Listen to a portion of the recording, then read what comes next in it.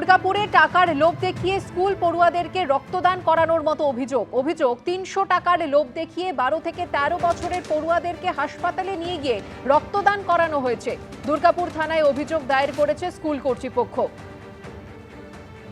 দুর্গাপুরে টাকার লোভ দেখিয়ে স্কুল পড়ুয়াদেরকে রক্তদান করানোর মতো অভিযোগ। এই ঘটনায় গ্রেফতার করা হয়েছে 3 জনকে। কথা বলবো আমাদের প্রতিনিধি মনোজ বন্দ্যোপাধ্যায়ের সঙ্গে। মনোজ, ঠিক কি অভিযোগ? যে অভিযোগটা ছিল যে স্কুলের যারা নাবালক ক্লাস 8-9-এ পড়ে তাদেরকে বেসরকারি হাসপাতালের ব্লাড ব্যাংকে কোনো পেশেন্টের জন্য রক্ত দেওয়ানো হয়েছিল তাদেরকে দিয়ে, এবং তাদেরকে দিয়ে বলানো হয়েছিল যে তাদের বয়স 18 বছর। এবং এই অভিযোগই একজন অভিভাবকের মাধ্যমে, একজন স্কুল ছাত্রের অভিভাবক এবং তার স্কুলের যে প্রিন্সিপাল, তারা অভিযোগ দায়ের করেছিল 3 দিন আগে।